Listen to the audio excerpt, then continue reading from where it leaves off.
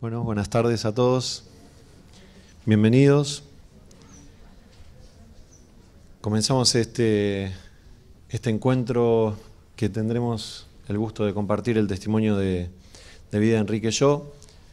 Hago una pequeña contextualización de este encuentro en que está enmarcado, que es un ciclo de diálogos con la cultura que aborda testimonios y vidas de santidad contemporáneas. A partir de la exhortación apostólica que publicara el Papa Francisco el año pasado, Gaudete et Exsultate, nos pareció que en esa publicación había también un llamado profético del Papa Francisco a volver a poner en agenda la santidad como un desafío y una propuesta de vida para el hombre contemporáneo, ¿no? Muchas veces la santidad, incluso lo dice el Papa, se remite a imágenes de la vida contemplativa o eremítica. Sin embargo, encontramos en este siglo pasado, siglo XX, muchos testimonios de personas, varones y mujeres, que vivieron y fueron felices siguiendo a Jesús en los lugares donde les tocó desempeñarse en su vida cotidiana, que fueron padres de familia o madres, o sirvieron en una fábrica, o encontraron en su trabajo una vida de santidad. De manera tal que nos parecía muy importante que la UCA recogiera esta exhortación, precisamente como es la característica del documento del Papa Francisco, y se propusiera llevar a la agenda pública la santidad como una propuesta para el mundo de hoy. Este ciclo viene recorriendo los testimonios del cardenal Pironio, Cecilia Perrín, Chiara Luce Badano, Wenceslao Pedernera, que han sido los testimonios que fuimos recorriendo en este tiempo, y hoy nos toca recordar y hacer presente entre nosotros en la comunión de los santos Enrique Yo, empresario, padre de familia. Bueno, ya nos contarán mucho más quienes tendrán el honor de acompañarnos. Desde el ICU queremos agradecer la presencia de todos ustedes, pero especialmente a las autoridades de esta casa de estudios, el doctor Miguel Schiavone, rector de esta universidad, el vicerrector de integración, el padre Gustavo Boquín, y a todos los institutos del vicerrectorado que acompañan este ciclo. Hoy en especial tenemos la presencia de la Dirección de Compromiso Social y Extensión, Juan Cruz Hermida está a mi derecha y que ahora le cederé la palabra, pero también están el Instituto de Pastoral, el Instituto para la Integración del Saber, la Cátedra Pontificia, el Instituto de Matrimonio y Familia. Y también tenemos a Diego Ferreira de la Facultad de Ciencias Sociales que nos acompaña. Y también agradecer el acompañamiento de instituciones del laicado, como por ejemplo el Departamento de Laicos, el Departamento de Movimientos Eclesiales y Nuevas Comunidades de la Arquidiócesis de Buenos Aires, el Centro Latinoamericano de Evangelización Social, que hoy será quien modere la mesa, la Acción Católica Argentina, y también la Prelatura del Opus Dei, que será quien coordine el encuentro de cierre, que será el próximo jueves, 31 de octubre, entre las 9:30 y las 13 horas, víspera de la fiesta de Todos los Santos. Así que bueno, sin más rodeos, le doy la palabra a Juan Cruz y le agradezco la presencia de todos ustedes.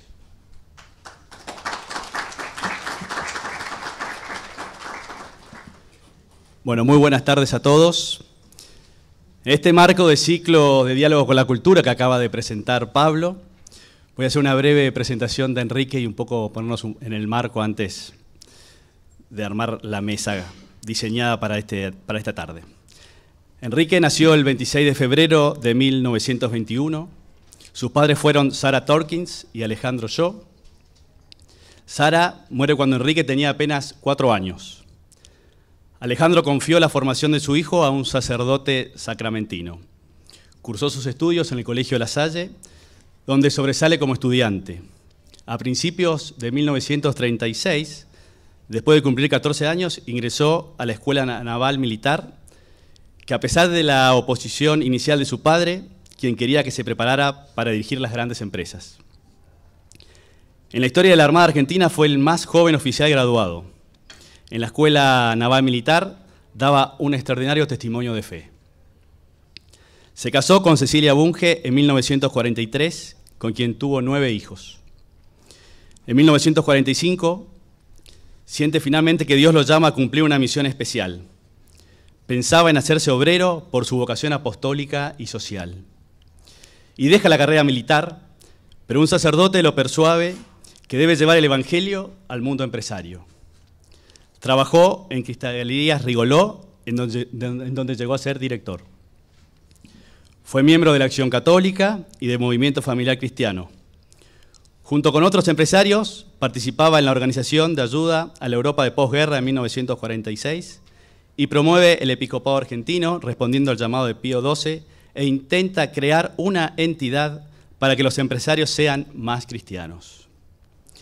Es por ello que en 1952 funda la Asociación Cristiana Dirigente de Empresas, ACDE.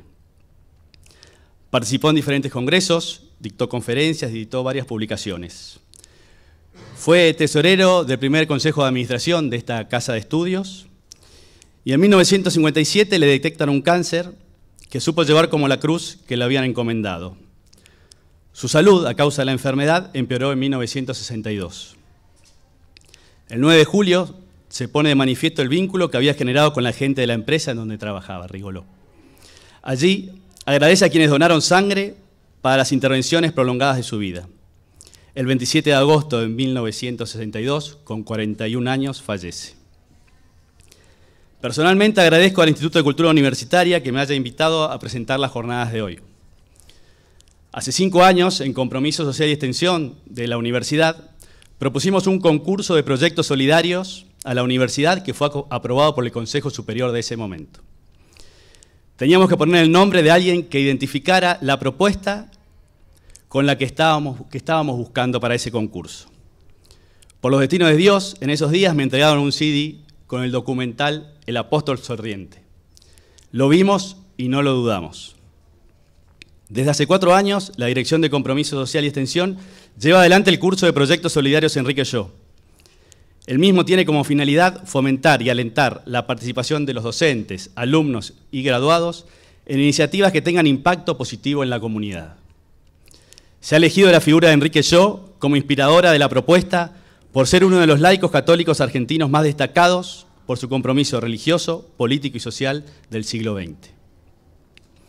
A partir del concurso de Proyectos Solidarios Enrique Yo, anhelamos incentivar y fortalecer la capacidad y creatividad de la comunidad educativa para diseñar e implementar propuestas destinadas al desarrollo de las habilidades y potencialidades de los más necesitados.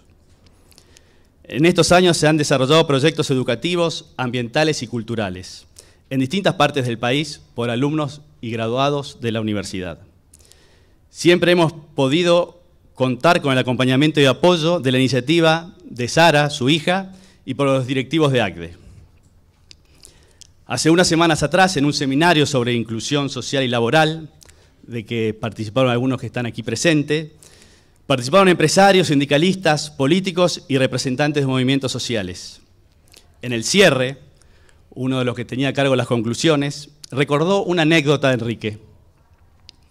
Una anécdota que, perdón si se la robo a Sara, que comentaba que Enrique, se la robo a Sara porque ya la he escuchado de Sara, digo, pero en ese evento él contaba que Enrique llegaba a su casa después de los problemas laborales siempre silbando. Y esta persona, al público, nos invitó a ir, porque este seminario lo que buscaba era llegar al acuerdo social en la Argentina, al acuerdo para incluir a la pobreza y el trabajo. Y él propuso de ir a ese acuerdo social silbando, porque ese es el acuerdo social que nos va a unir como argentinos. ¿Cómo estaríamos como sociedad si tuviésemos más Enríquez? Ese es el desafío que la universidad señala en su proyecto institucional 2018-2022, al tener como objetivo formar graduados expertos en humanidad, formar más Enríquez. A continuación, le vamos a pedir a Gustavo Vivona, del Centro Latinoamericano de Evangelización Social, quien estará a cargo de coordinar esta mesa, que pase al frente, como así también al doctor Juan Navarro Floria, vicepostulante de la causa de Enrique Yo, a la ingeniera Ana Pico, directora ejecutiva de la Asociación Cristiana de Dirigentes de Empresa, quienes dialogarán en primer lugar con Gustavo, y luego, también que pase adelante, pero luego tendrá un espacio especial Sara Yo de Crito es la hija de Enrique, que nos contará algunas anécdotas para compartir con nosotros. Su espacio. Bueno, realmente es una alegría hoy poder compartir con todos ustedes en este ambiente familiar, ¿no? Lo que significa para nosotros poder hacer presente la vida de Enrique, ¿no? Un testimonio de santidad. El empresario católico Enrique Shaw nació en Francia en 1921 de padres argentinos. Fue bautizado en la iglesia de la Madeleine. A la edad de 4 años su madre falleció, por lo que su ausencia la compensó con un profundo amor filial a la Virgen María. Su padre encomendó su formación espiritual, junto a la de su hermano Alejandro, al padre Goicoechea, de quien Enrique recibió la primera comunión en la Basílica del Santísimo Sacramento en 1928. Fue alumno sobresaliente del Colegio de La Salle. Por su conducta y desempeño en el estudio siempre figuró en el primer puesto del cuadro de honor. Pero lo que más lo distinguía era su profunda fe religiosa, por la que participaba de la comunión diaria y ayudaba a la iglesia como monaguillo durante las misas. A pesar de que su familia contaba con mucho dinero, renunció al confort de esta situación. Ingresó a la escuela naval, en donde transmitió un extraordinario testimonio de fe. En 1943 se casó con Cecilia Bunge, con quien tuvo 9 hijos. En 1945, Enrique fue enviado por la Marina, junto con otros 2 compañeros, a la Universidad Estatal de Chicago en Estados Unidos para estudiar meteorología. Sin embargo, cuando ya su familia estaba constituida y su carrera profesional estaba en ascenso, decidió dar un cambio de rumbo a su vida. Enrique advirtió que Dios le pedía un apostolado específico, por lo que pidió su retiro de la Marina. En primer lugar, pensó en hacerse obrero, pero un sacerdote amigo lo animó a que evangelice en el mundo empresarial. De vuelta a la Argentina, llegó a ser el director en Cristalerías Rigoleo. En ese trabajo, Shaw estableció una relación muy personal con los obreros, quienes lo apreciaban mucho. Promovió e impulsó el crecimiento humano de sus trabajadores, inspirándose en la doctrina social de la Iglesia. No pocas veces jugó su prestigio personal como empresario en función de decisiones que asumió, manteniendo coherencia con sus principios, arriesgando más de una vez su puesto de trabajo. A pesar de sus múltiples actividades, se daba tiempo para la Eucaristía y la meditación diaria de la Biblia. Fundó la Asociación Cristiana de Dirigentes de Empresa, que pronto fue integrada por la Unión Internacional Cristiana de Dirigentes de Empresa. Participó en la Acción Católica, en el Movimiento Familiar Cristiano y también fue tesorero en el primer Consejo de Administración de la Pontificia Universidad Católica de Argentina. En 1957 se le detectó un cáncer incurable y poco a poco su salud fue decayendo.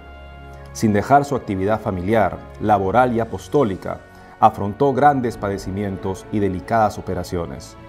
En un momento en que fue internado en el hospital, el empresario necesitaba transfusiones de sangre y fueron los mismos obreros quienes hacían cola para donarle. Una de las últimas palabras de Enrique antes de morir fue que estaba contento porque por sus venas corría sangre de sus obreros. Enrique Shaw partió a la casa del Padre el 27 de agosto de 1962, a los 41 años de edad. Uno de sus hijos es sacerdote miembro de la prelatura del Opus Dei y desde 1979 se encuentra como misionero en África. Con el impulso de autoridades eclesiásticas y de la misma Asociación Cristiana de Dirigentes, se dieron los primeros pasos para su proceso de beatificación, que completó la fase diocesana en el 2013. El proceso se inició siendo arzobispo de Buenos Aires el entonces cardenal Jorge Bergoglio, hoy Papa Francisco. Toda la información ahora ha pasado a la Congregación de la Causa de los Santos en el Vaticano. En una entrevista televisiva, el Papa Francisco recordó con mucho cariño el camino de santidad recorrido por Enrique Shaw. Pensaba recién cuando veíamos el video, ¿no?, que estamos en la casa de Enrique. Recién me vino esto, fue fundador de esta casa, así que bueno, realmente creo que es un regalo de Dios hoy poder hacer presente en su casa el testimonio de su vida, ¿no? Y para comenzar, queríamos pedirle a Juan que nos cuente, de alguna manera desde el lugar que a él le toca en este proceso de canonización de Enrique, que nos cuente un poquito cómo está el estado de su causa, cómo se ha iniciado su causa, cómo la va viendo. ¿Qué nos podés contar? Yo estoy en mi casa también, hace 40 años que estoy acá en la UCA, y me gusta mucho que la UCA se acuerde de Enrique, que fue una persona que tuvo que ver con sus inicios y que creo que sigue siendo seguramente alguien que la cuida desde el cielo, ¿no es cierto? Mi vinculación con la causa tiene ya como 15 años. En el origen de esta causa de canonización es una causa bastante particular.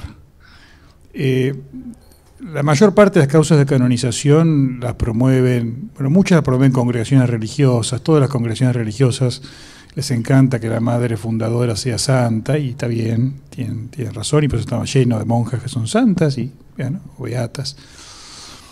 Otras veces son sacerdotes y son las diócesis las que promueven la canonización, o movimientos.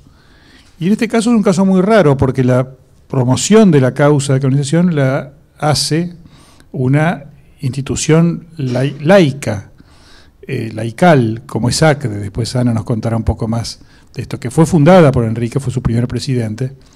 Y esto es una rareza, y una rareza que por ahí incluso en la iglesia a veces llama un poco la atención, no es lo más... Y eso, bueno, quizás en el comienzo también generó alguna perplejidad, ¿no es cierto? Yo no estuve en el comienzo de la causa.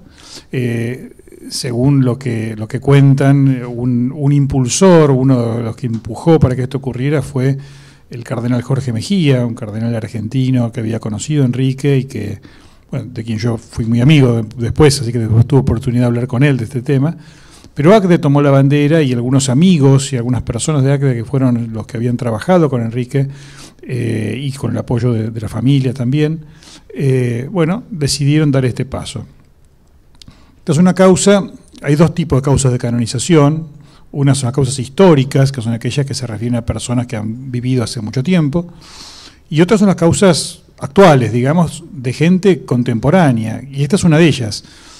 Entonces, lo primero que pasó acá fue que hubo un periodo en el cual se comenzaron a reunir testimonios de personas que habían conocido a Enrique, colegas, amigos, familiares, sacerdotes, obispos que lo habían tratado, antes de empezar formalmente la causa. Un primer periodo, entonces, un tanto informal, si uno quiere. En el año 2005 mi ACDE me pidió si podía yo ayudar, y lo hice con muchísimo gusto, y ahí yo empecé a conocer la causa. Y permítame decir, antes de volver a la causa, yo conocía el nombre de Enrique, no tenía, y me metí un poquito, empecé a meterme en su vida, y qué es lo que a mí me resultó interesante y apasionante de esta figura. En contraste con lo que yo decía recién, ¿no es cierto?, de las madres fundadoras, de algunos santos, que uno puede sentirlo, Enrique y yo, como un contemporáneo y como una persona muy cercana, como un par, como alguien. Yo siempre digo, hay cosas que parecen tontas, ¿no es cierto?, pero es un santo que usa anteojos y que usa corbata. Claro, uno está acostumbrado a ver santos que andan con, no sé, con hábitos religiosos. Me acuerdo del primer santo con anteojos que yo conocí fue Maximiliano Kolbe, que me llamó la atención ver un santo con anteojos. Parece una tontería, ¿no? Pero claro, esto nos está hablando de una contemporaneidad, ¿no? Que por supuesto va mucho más allá de estas cuestiones que son puramente formales. Cuando uno se pone a ver un poquito el pensamiento de Enrique, uno encuentra algo notable, y es, él, como se le recordó recién, murió en 1962, murió a las puertas del Concilio Vaticano II, él no vio el concilio. Sin embargo, el pensamiento de él es un pensamiento que es muy conciliar. Las ideas que él expresa son las ideas del concilio. Es un precursor del concilio. Yo creo que esto no es casualidad, porque esto es consecuencia de que una persona que, y esto es bueno decirlo en este ámbito de la universidad, que leía muchísimo. Tenía una gran biblioteca, una persona que tenía la posibilidad de tenerla, muy actualizado, que leía en francés, leía en inglés, y leía a los teólogos franceses, que fueron los inspiradores del concilio.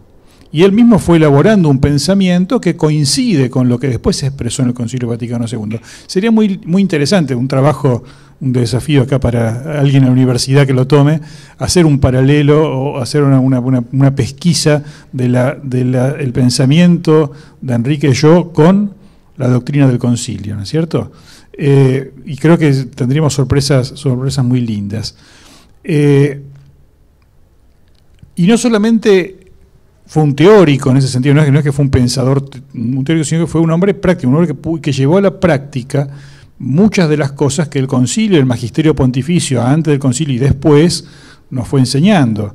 Yo creo que fue un convencido de lo que el concilio va a llamar la autonomía de las realidades temporales y del valor que tiene la actividad humana en la economía, en la transformación del mundo, en el caso de él concretamente, en la empresa. Yo decía un hombre que leyó mucho y que además escribió mucho. Esto es una de las dificultades que tuvo, no es que fue una gran dificultad, una de las dificultades que tuvo la causa fue la enorme cantidad de material escrito por Enrique Yo. Un hombre que escribía todo el tiempo. Escribió algunos libros, escribió conferencias, pero además escribía, tomaba apuntes y llevaba apuntes de las cosas. Bueno, y esto en una causa de colonización hay que examinarlo.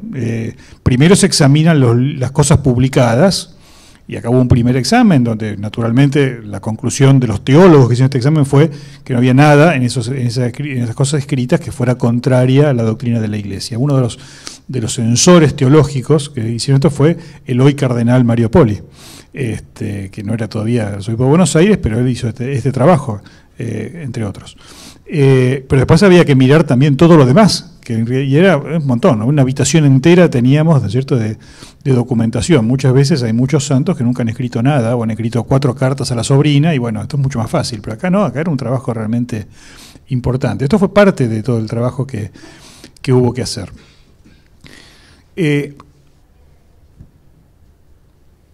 Lo que a uno le impresiona de Enrique Yo, lo que a mí me impresionó, fue que en una vida muy corta, porque murió muy joven, hizo una extraordinaria cantidad de cosas diversas, buenas, y además las hizo bien, ¿no? Alguien dijo alguna vez que un santo no es alguien que hace cosas extraordinarias.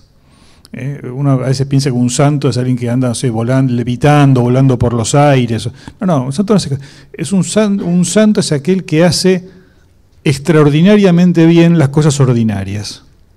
Y esto yo creo que es el ejemplo de Enrique Yo.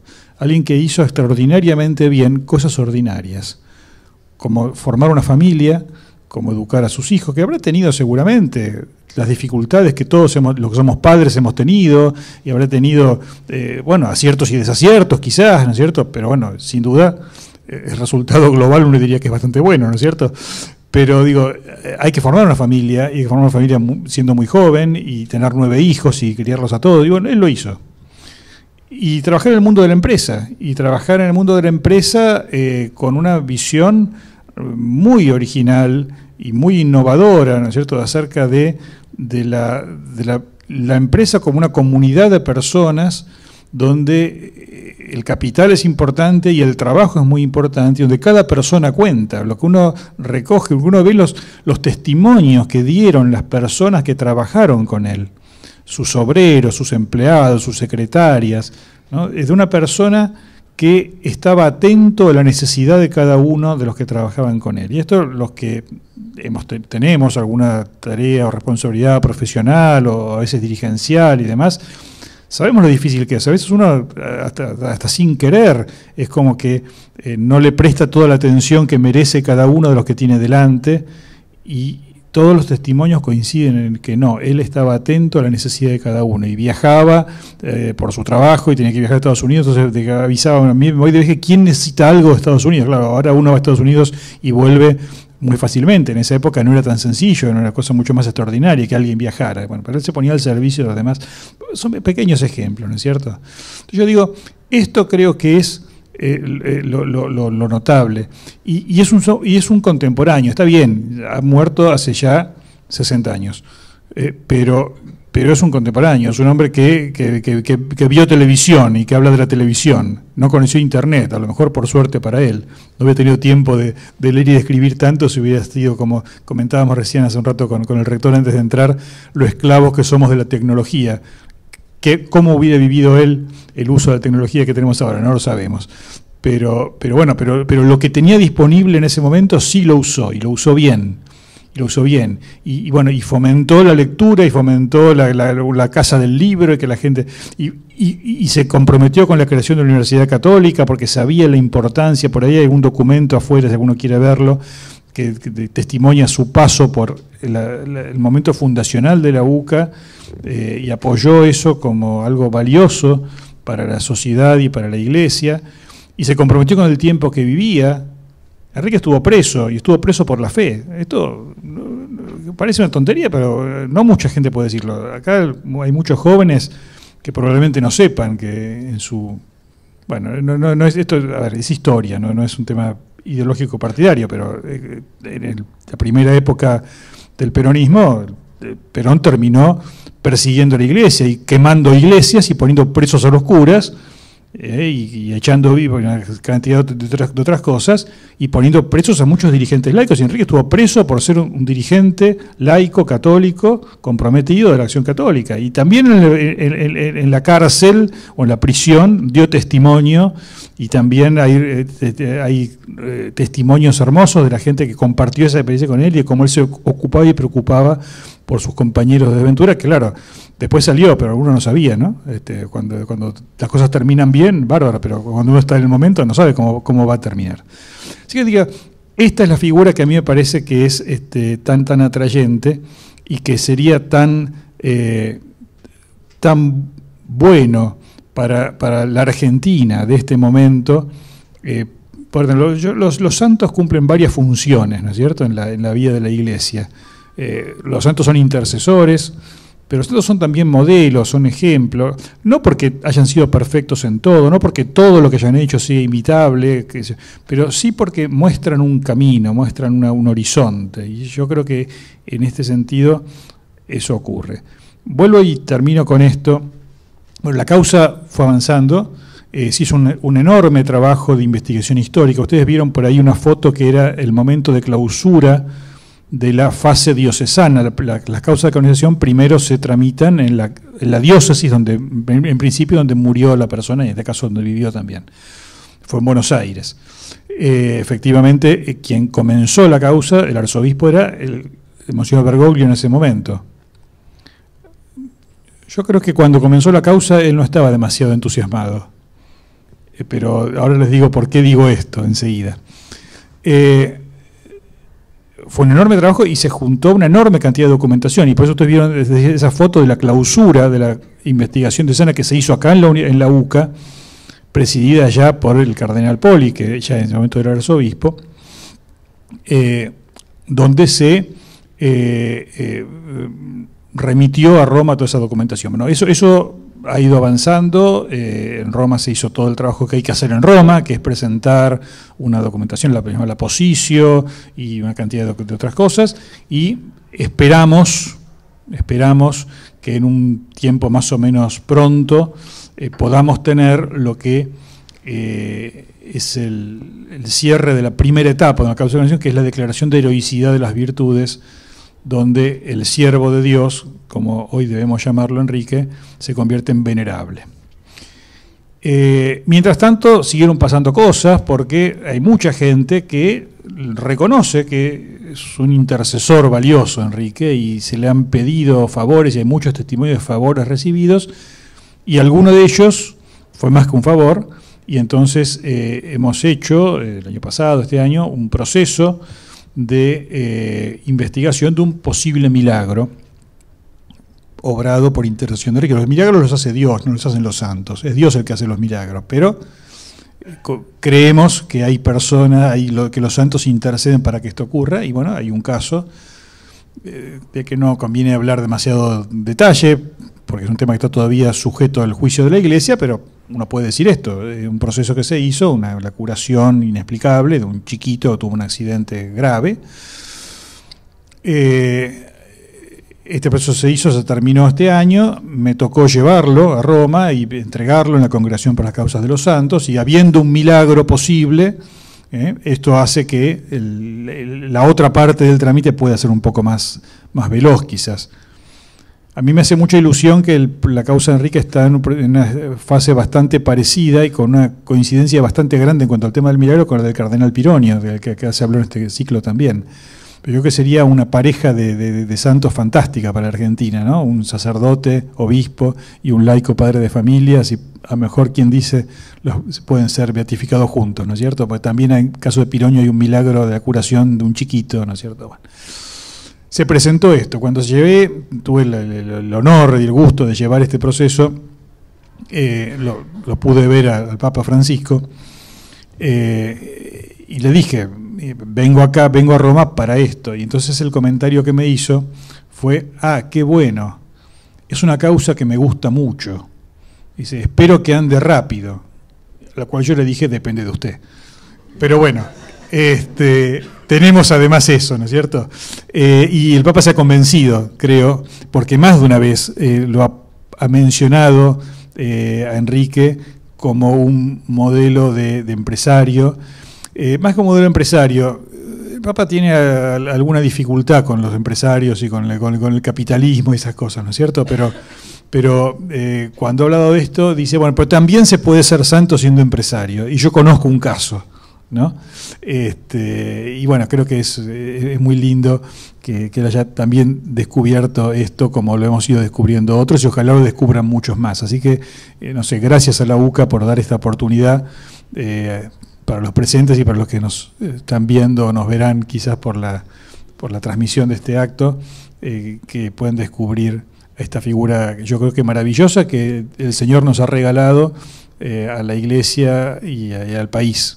Cuando recién nos contabas un poco la historia de Enrique y hacías presente esto de que estuvo unos días presos, ¿no? por su fe, pero involucrándose en las cuestiones sociales, ¿no? No estuvo al margen en épocas difíciles.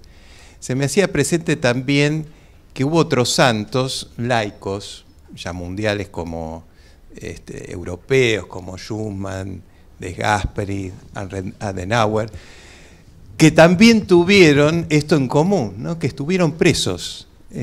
Tal vez es otro signo más a tener en cuenta a la hora de la causa, ¿no? El vivir la fe muchas veces supone esto de la entrega y el ofrecimiento y el padecer, ¿no? De tantos también santos que han tenido en común esto de estar privados de la libertad. Y recién dijiste algo que nos introduce también al testimonio de Ana, que es esto de que se puede ser empresario y santo.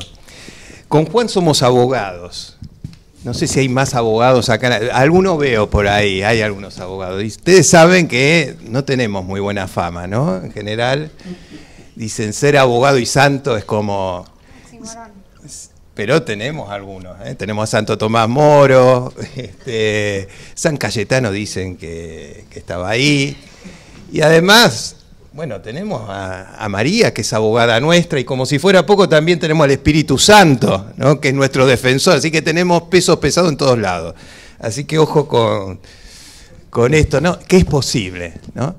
Y a mí hay algo que en particular me llama la atención, es esto. A ver, la santidad de Enrique en un área tan difícil, ¿no? Porque lo es, con desprestigio social, y sin embargo él tomó la posta, avanzó, y hoy es testimonio de que es posible ser santo y empresario. ¿Qué nos podés decir, Ana? Primero quería agradecer a la UCA. La realidad es que al ser Enrique un fundador de ACDE y de la UCA, seríamos como hermanos, ¿no? Si Enrique es el padre común, la UCA y ACDE sería la hermana menor, pero bueno, es una hermana querida. Así que bueno, es un gusto para nosotros. En los últimos años hemos hecho muchas cosas en conjunto, difundiendo la figura de Enrique Yo. Sobre el empresario santo. Enrique fue empresario, fue exitoso como empresario, es un empresario que lideró una empresa Rigoló, no sé si ustedes la conocen, es una empresa que sigue vigente y que es de primer nivel. De hecho, cuando Enrique estaba a cargo de Rigoló, había accionistas de Estados Unidos, o sea, había sido una empresa local, luego la compraron accionistas y las reglas eran las del mundo, no es que él dirigía como él quería. Y así todo, él supo imponer sus buenas reglas, él supo discutir con la dirigencia de afuera cuando la dirigencia quería despedir gente, él supo enseñarle a sus obreros lo que era el buen trabajo, el ser buenas personas. Él supo ser un adelantado en tema de sustentabilidad. Ahora la sustentabilidad está de moda, todos hablamos de sustentabilidad y muchas empresas en mayor o menor grado la implementan o la llevan al ADN. Y Enrique hizo que la sustentabilidad fuera propia de la empresa.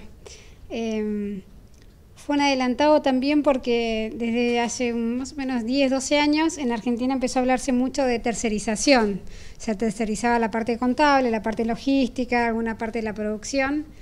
Y Enrique en su momento, cuando tuvo que cerrar la carpintería que estaba dentro de la planta, lo que hizo fue impulsar a esos carpinteros a que armaran su propia empresa, les prestó algo de dinero, entonces él tercerizó el servicio de carpintería para la fábrica Rigoló. Y para nosotros es muy importante, para nosotros, para ACDE, digo, mostrar que todo eso que hacía Enrique y yo hoy se hace, se implementa, que hay gente que quizás, no sé si tan santo como Enrique y yo, pero hay empresarios que buscan día a día con sus empresas y con sus proyectos acompañar a sus empleados, ser cuidadosos con el medio ambiente, servir a la comunidad en la que se encuentran. Entonces la realidad es que para nosotros es un desafío muy muy grande seguir inspirando no solamente a los socios de ACDE, sino también a muchos empresarios del mundo de hoy. Y una aclaración muy importante, ACDE la crearon Enrique y otras personas muy virtuosas, y una gran característica es que la forman los empresarios. ACDE es una asociación de personas. Hay otro montón de entidades empresariales muy, muy valiosas, pero están formadas por empresas. Nosotros en ACDE tenemos la suerte de tener cerca y de participar y trabajar con un montón de empresarios que son muy virtuosos, muy buena gente, algunos muy exitosos, otros en escala media, pero sobre todo empresarios que viven el día a día de sus empresas con valores. Y si vos tuvieras que destacar hoy algo en particular de él, mirando su pensamiento, su testimonio, y tuviera que dejarle un mensaje hoy a los empresarios, ¿qué nos podría estar diciendo? Primero quisiera recomendarles, nosotros trajimos un artículo, una nota de nuestra revista digital, que se llama ¿Qué haría Enrique yo hoy? Ajá. Esa nota la armamos como simulamos una entrevista en base a una charla que había preparado Sara para otra presentación. Simulamos una entrevista a Enrique y yo, ¿qué haría hoy en día con su pensamiento, con sus valores? Creo que han repartido algunos, y si alguno no lo tienen, tenemos más disponibles. Y yo creo que hay dos grandes características. Uno, que la leemos, la escribimos, la decimos, podríamos definirlo como un corazón que escucha. Enrique y yo escuchaba muchísimo, escuchaba a su familia, escuchaba a sus amigos, escuchaba a las autoridades de otras instituciones, escuchaba a la secretaria, escuchaba a los obreros, y no solamente los escuchaba, sino que hacía carne lo que él escuchaba y acompañaba y ayudaba en lo posible a todas esas personas con las que él tenía relación. Le voy a dejar a Sara, que cuando habla de su padre nos cuenta cantidad de anécdotas. De hecho, Sara escribió un libro y en ese libro recopiló testimonios de personas que lo conocían a Enrique, lo conocían en la casa, lo conocían como amigo, lo conocían como empresario, lo conocían en la UCA, lo conocían en ACDE, lo conocían desde el sindicato. Y todos hablan de Enrique y yo como una persona que escuchaba absolutamente a cada persona que se acercaba. Escuchaba, respondía y siempre con mucha alegría y con un corazón enorme. Y otra gran característica, y eso es lo que le decimos sobre todo a los empresarios, es que él era muy eficaz como empresario. Entonces, no era que él era santo y ayudaba a los de la carpintería o armaba un club de fútbol o se conectaba con la comunidad y la empresa vemos de dónde saca dinero, cómo cierra los resultados o cómo cierra un balance con números positivos. Él nunca dejó de lado la parte fundamental del empresario, que según nosotros lo vemos en ACDE, es generar riqueza y con esa riqueza generar trabajo, generar desarrollo en la comunidad, acompañar a las familias que están involucradas, hacer que los empresarios que los obreros se capaciten. Entonces, yo diría que esas dos grandes cosas. Tenía un corazón enorme que escuchaba y que acompañaba, y además él era un empresario muy eficaz. Entonces, si hoy tuviéramos más Enrique y yo, lo dijo el monseñor Olivera, él lo dijo hace poco, que si tuviéramos más Enrique y yo en el mundo empresarial de hoy, y el país estaría un poquito mejor. Gracias, Ana, realmente un rico y creo que todo un desafío, ¿no? Pienso, ¿no?, en la realidad que nos toca vivir en Argentina y las dificultades que estamos atravesando y estos tiempos tan particulares, qué rol importante el del empresariado, ¿no?, y el testimonio de Enrique para vivirlo, buscarlo vivir como él lo vivió, ¿no? Esto de escuchar como una de las notas que él tuvo, hizo presente, que conocía a cada uno de los obreros, ¿no?, que sabía de sus necesidades, que estaba atento, que tenía un vínculo personal, ¿no? Esto que construía, ¿no?, esa cercanía con cada uno y los conocía por su nombre, ¿no? Eso para nosotros es súper valioso, pero también nosotros queremos que se conozca la figura de Enrique Yo como una persona santa de carne y hueso, que caminaba a la fábrica, que tuvo que ir a Estados Unidos a discutir con los accionistas, que se juntaba a negociar con el sindicato, que tenía como prioridad número uno resguardar el trabajo de la gente, porque atrás de cada empleado había una familia. Entonces, eso que pasó hace 50, 60 años sigue vigente hoy. Entonces, para nosotros es muy, muy importante destacar a los empresarios que siguen pensando de esta manera. Algunos se notan más, otros menos. De hecho, ACDE tiene una iniciativa que es el premio ACDE Enrique Yo, que cada 2 años convocamos a las empresas a que nos compartan proyectos que ellos llevan adelante para disminuir la deuda social. Entonces, cada vez que nos juntamos con ellos y nos cuentan cómo hicieron y los efectos que tuvieron, y decimos, esto es extraordinario, porque lo que hacía Enrique en su momento se replica en muchos, muchos lugares de la Argentina, porque el premio convocamos a empresas de distintos lugares. Hay algunos que tienen llegada en la comunidad, otros que tienen llegada en la provincia, unos trabajan con niños, otros con grandes. La verdad es que vemos que hay muchos Enrique y Yo, y eso es lo que queremos nosotros, seguir promoviendo la figura, pero sobre todo inspirando para que muchos lo imiten. Contanos, como para terminar, ¿no?, tu testimonio, ¿cómo fue eso del viaje a Estados Unidos? ¿Qué estaba pasando? ¿Qué logró? ¿Qué propuso? En un momento los accionistas dijeron, los números no cierran, tienen que desafectar a X cantidad de personas en la planta.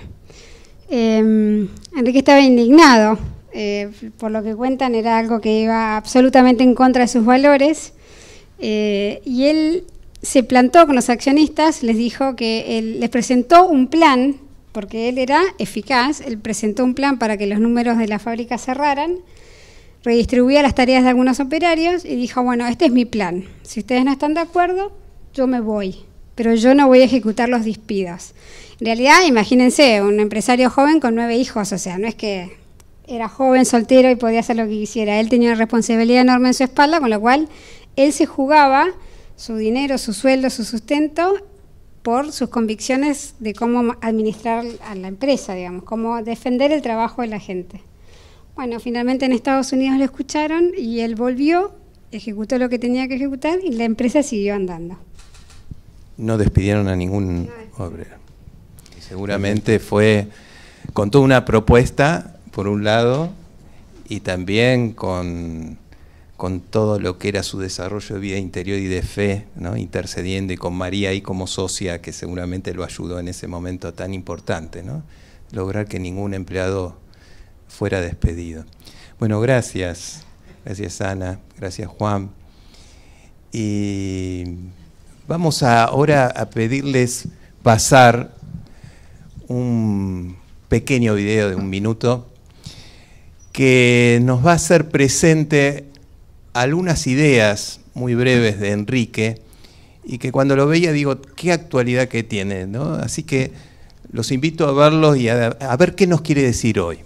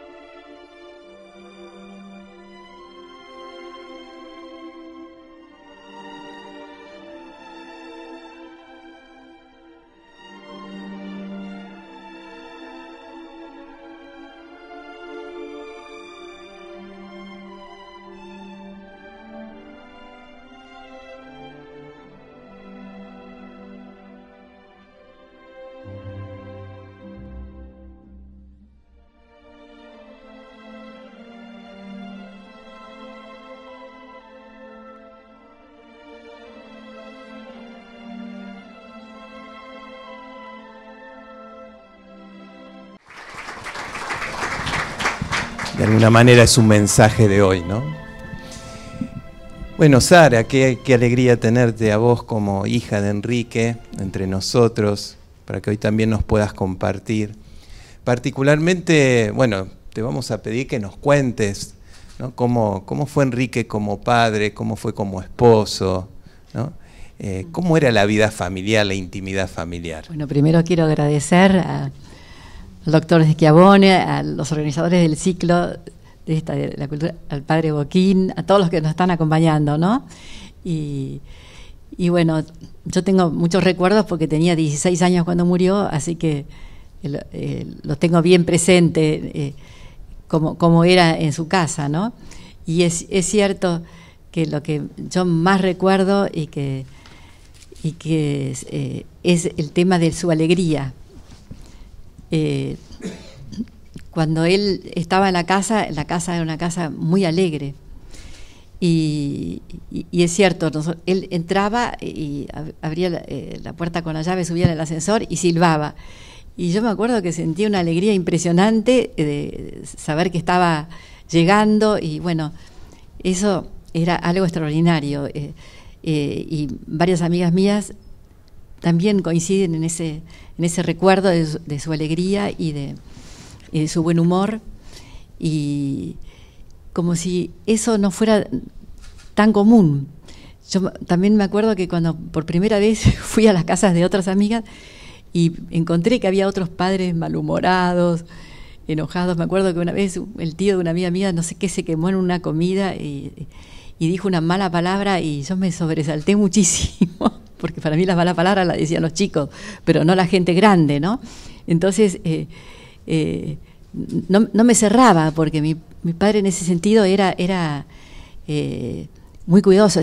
Lo hacíamos enojar algunas veces, y por supuesto, porque no era una persona demagoga ni nada, pero cuando nos retaba con toda ceremonia y explicándonos.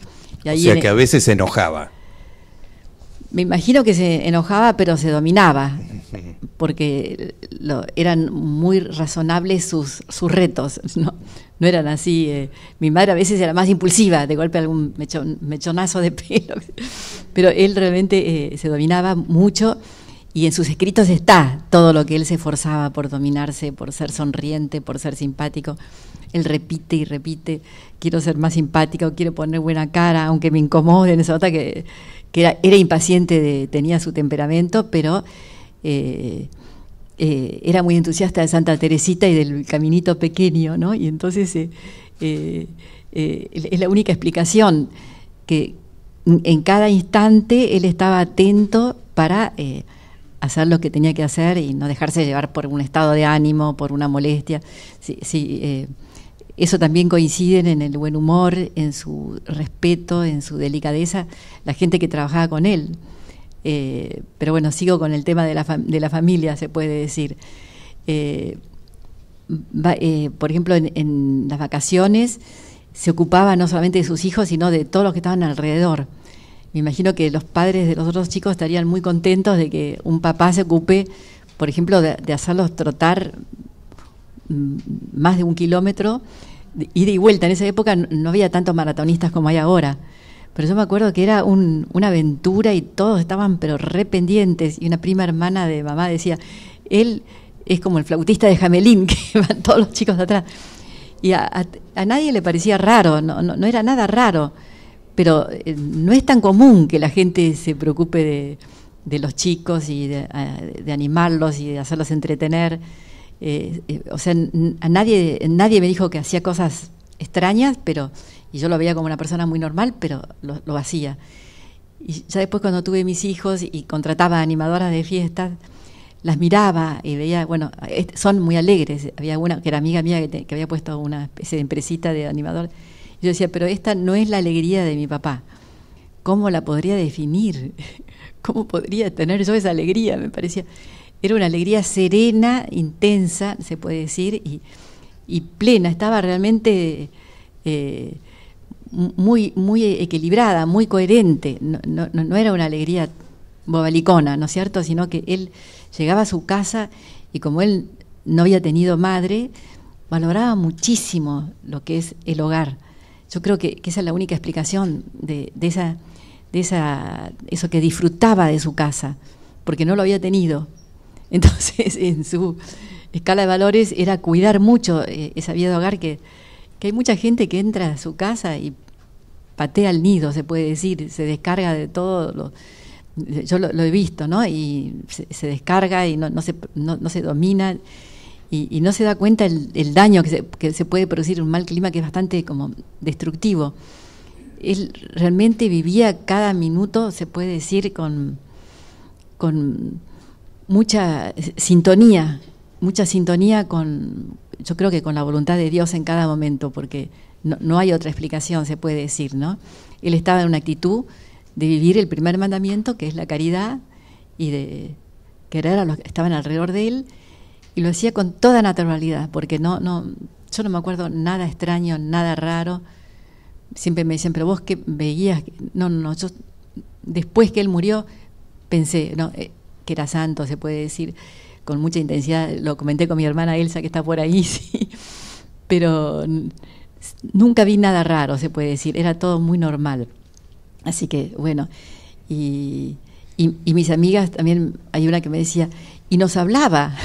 O sea, él hablaba, conversaba. ¿Y qué es eso? ¿Que la gente no habla con los chicos?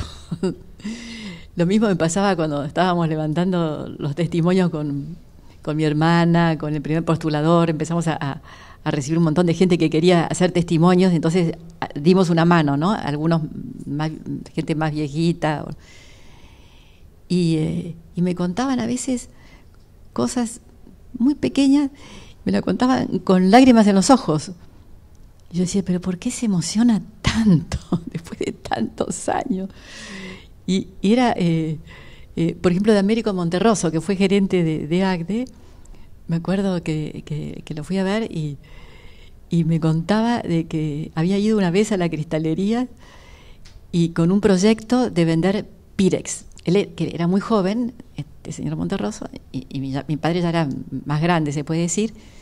Entonces dice que después de haber ido se dio cuenta que era como ir a la Serenísima y decirles, voy a venderle 300 yogurt, cuando la Serenísima vendía no sé cuántos miles, y él quería vender unas cuantas Pirex a la gente que él conocía, se podía decir, ¿no? Pero me contaba, qué amabilidad la de tu papá, me decía. Me mostró todo el muestrario.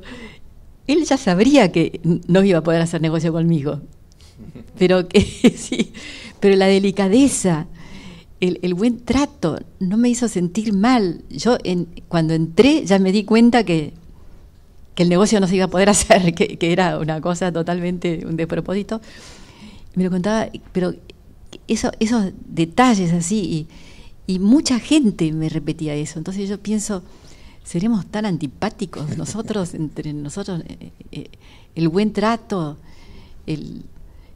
está faltando, se puede decir, en la sociedad. Hay tanta agresividad. Hablando del trato, ¿no? Sí. ¿Cómo era el vínculo con tu mamá de Enrique? Bueno, yo nunca los escuché discutir. Y después una hija mía le preguntó a mis hermanos. Bueno, a mí me parecía muy normal eso, ¿no? Ni siquiera lo puse en mi testimonio. Tan normal que me parecía que no discutieran, que que cuando me tomaron un testimonio no lo puse, pero después una hija mía que está por ahí dice, pero no puede ser que no discutían. Yo digo, me imagino que discutirían, pero se pondrían de acuerdo delante nuestro. Y lo gracioso es que yo no me daba cuenta que no discutían hasta que me lo hizo notar una nieta de él, se puede decir, y mis hermanos. O sea que eran muy respetuosos, se trataban con muchísimo cariño, nada discordante, ¿sí? O sea que se esmeraba, sí, se esmeraba. Hoy en día que es un poco, bueno, hay que descargarse, lo que sea, no sé, y tantos conflictos que se podrían evitar con un poquitito más de autodominio, de respeto, ¿no es cierto? Y parecían cosas muy pequeñas, nada extraordinario. A mí ningún testimoniante de ninguna me contó nada extraordinario. Me contaban que él pasaba por la fábrica y ¿cómo se llama? Y había un agua fría y ponía la mano en el agua fría para ver la temperatura, sí. O sea que cosas así que uno dice que son pequeños gestos, sí. Pero si los recordaron durante 50 años, tenía que haber sido algo distinto. Había uno, yo lo había traído acá, pero no quiero leer, pero están todos en la recopilación de testimonios, ¿no? Que dice que él estuvo 50 años en la fábrica y que pasó por varias manos de mucha gente y que no se acuerda ni del nombre de los que ocuparon el lugar que él ocupó después, no se acuerda nada, y sin embargo de estas cositas así de cariño, de delicadeza, se acuerda de mi padre. Yo digo, entonces son cosas importantes y son partes del primer mandamiento, ¿no es cierto, padre Joaquín? Que a veces uno no lo valoriza. Son cosas gratis, que están al alcance de todo el mundo, ser amable, ser respetuoso, y a veces uno pasa por la vida sin valorizar eso, y que a mí me llama tanto la atención que la gente recuerde esas cositas y lo repitan y que lo tengan tan grabados, y están varios testimonios que son muy lindos. Y por ejemplo, de un amigo de un hermano mío que vivía abajo, que ahora es sacerdote, el padre Miguel, decía que siempre lo veía porque subían y bajaban, estaban siempre juntos mi hermano y dice que el 95% de las veces lo vio sonriente. 95%. Sí, además hacíamos pool, o sea que los llevaba al colegio, mi padre, y siempre estaba sonriente. Dice, bueno, no cuesta nada estar sonriente, pero se nota que no es tan común, porque si a la gente le llamaba la atención eso, y que lo recuerden, porque el mandato que nos habían dado era no preguntarle a los testimoniantes nada que sea ningún adjetivo calificativo. Eso nos dijo el primer postulador. Episodios de virtudes cristianas. Y la gente en el acto veía el episodio de virtudes cristianas de ser sonriente, ¿no? Entonces nosotros sabemos, porque él lo dejó registrado, que todas esas actitudes que estamos destacando, de su alegría, de su atención al otro, no era una casualidad, era un propósito. Es decir, él era una persona que se propuso ser bueno, se propuso ser santo en el buen sentido. Yo creo que nunca se imaginó una causa de canonización. Yo creo que él se propuso vivir la santidad. Y se lo propuso desde una profundidad teológica muy grande, un hombre que no solamente que iba a misa todos los días, o cuando contaba su vida de fe en todo caso, pero que además tenía una dedicación, se dedicaba a rumiar la palabra de Dios, y ahí encontraba la inspiración y todo el tiempo lo que decía, bueno, yo tengo que hacer la voluntad de Dios. ¿Qué es lo que Dios me pide? Dios me pide que yo sea menos impulsivo, que yo sea más amable, que sea más acogedor con la gente. Y él lo hacía, me propongo hacerlo, y yo lo hacía, y le salió bien, ¿no es cierto? Pero no es que las cosas pasan de casualidad, pasan porque había una decisión de hacer la voluntad de Dios, en las pequeñas cosas. Un gran trabajo de su naturaleza humana y también la gracia de Dios que lo acompañaba, ¿no? Y pensaba en esto, Sara, ¿no? Que él también tuvo es más, en algún video lo vi, que su experiencia de conversión viene leyendo un manual de doctrina social de la Iglesia, ¿no? ¿Qué habrá encontrado ahí? ¿Qué lo habrá inspirado, ¿no? Para que justamente eso que iba leyendo en tiempos, como decía Juan antes, ¿no? Preconciliares, donde todavía el magisterio en cuanto a la sistematización no era abundante, después viene una época de muchos documentos y demás, que lo lleva a integrar la fe a la vida, pero la vida concreta, ¿no? De su trabajo, de su realidad social, familiar. ¿Qué nos podés contar de esa experiencia de conversión? Sí, alguien me dijo, ahora no recuerdo quién, porque ya hablé, que es muy importante el paso de la fe de niños a la fe de adultos. La fe de niños es la que uno va recibiendo de su familia, del colegio, pero que es importante hacer un clic y adherir, no sé qué es algo especial, y que era muy importante. Y él lo escribió en su cuaderno, lo escribió muy bien. Por casualidad encontró un folleto, creo que era del cardenal Suar. Estos franceses estaban muy con la doctrina social de la Iglesia, ¿no?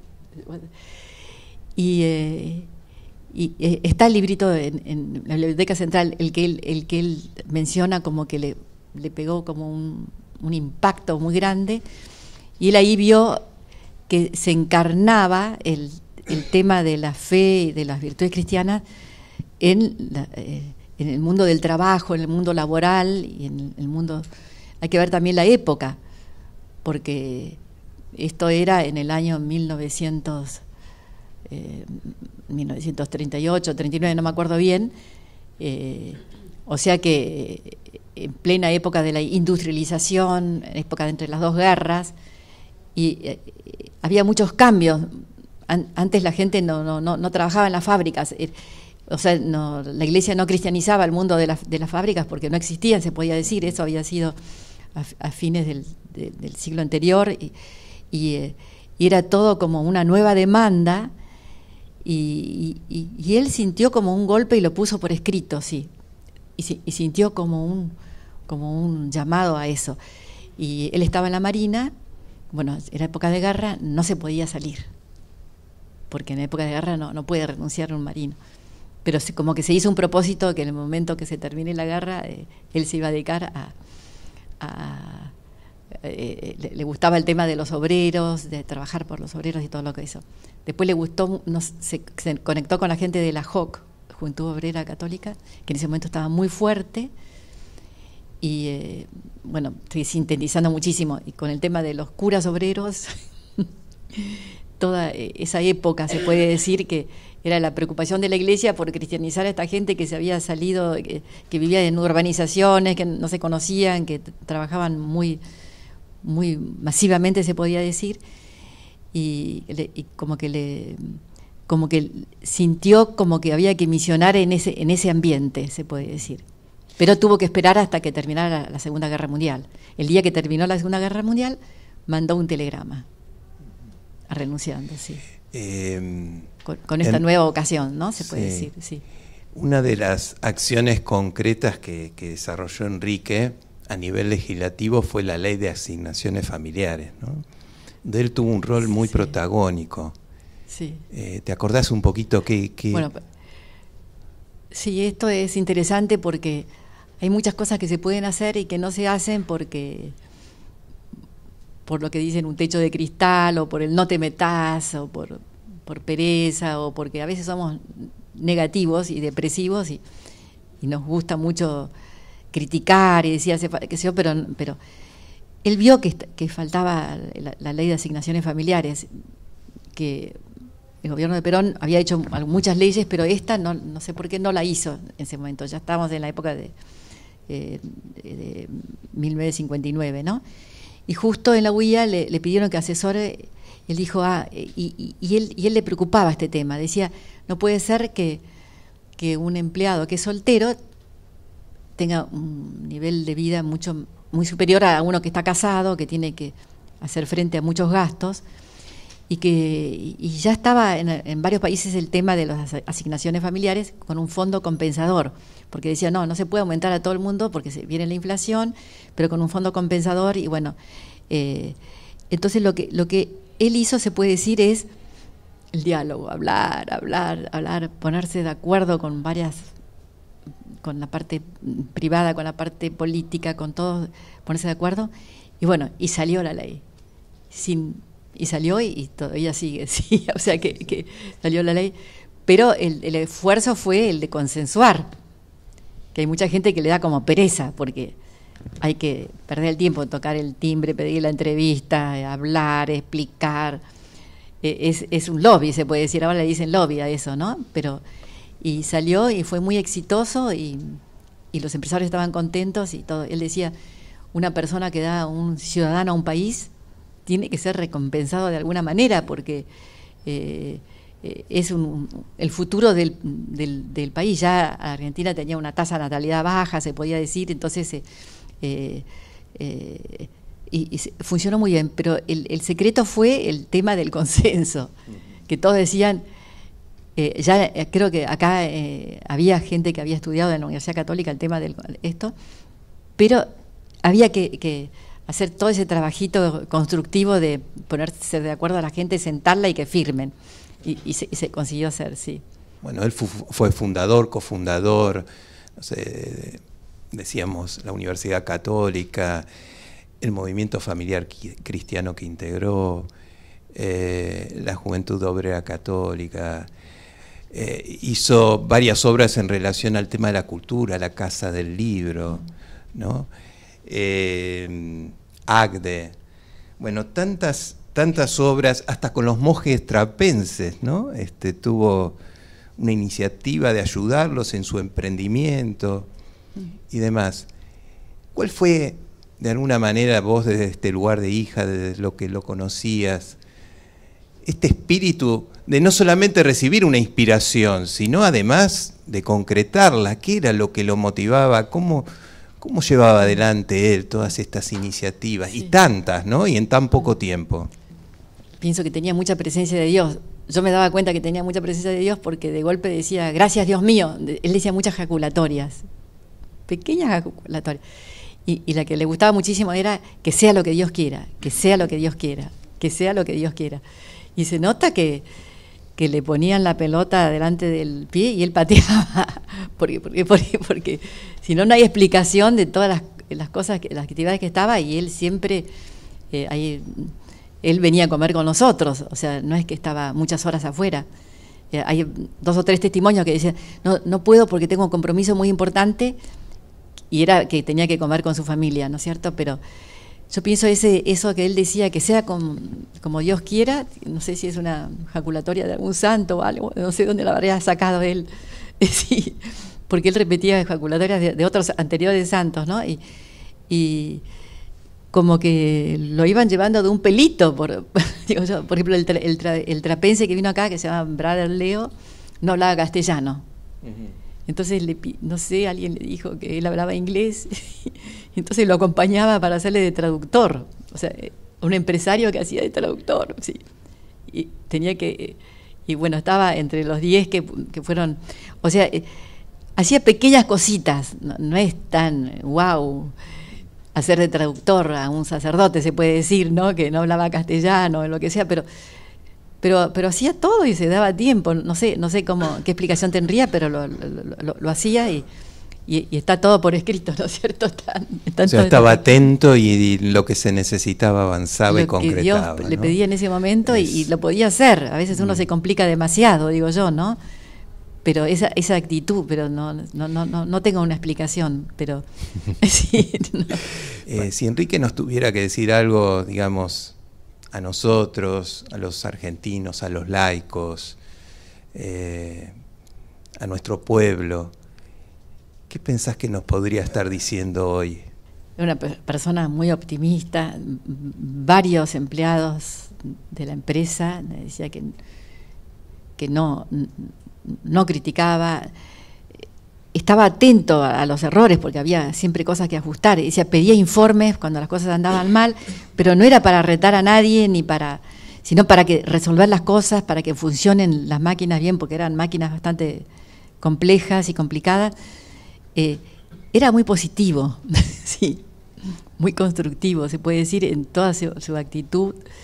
Y a veces veo que hay como una epidemia de depresiva, se puede decir, que como que esto no se puede, y entonces ya uno ya ni intenta lo que cree imposible, se puede decir, ¿no es cierto? Él era muy optimista y varias personas remarcaron eso es lo que quiero destacar, y le tocó tiempos difíciles. Por ejemplo, en la época de Frondizi hubo como 30 golpes militares, no sé cuántas huelgas nacionales. Él trabajaba igual. Todos dicen, bueno, no trabajo, hay golpe militar, no trabajo. Él trabajaba igual, hacía todo igual. No se frenaba con las cosas, y eran cosas bastante grosas, porque uno no sabía un golpe militar en qué iba a terminar. Podía terminar como lo que está pasando en Chile ahora, y entonces ahí la gente, él seguía lo que él podía, no bajaba los brazos. Bueno, no sé si está claro, sí. O sea, no le tocaron tiempos tranquilos, ¿no? Y le tocaron tiempos siempre muy moviditos, pero él seguía su camino con mucha esperanza, sí.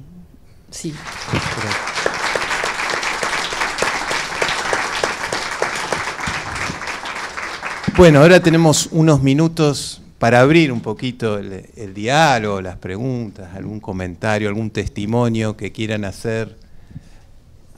Conozco bastante la historia esta, la he vivido mucho.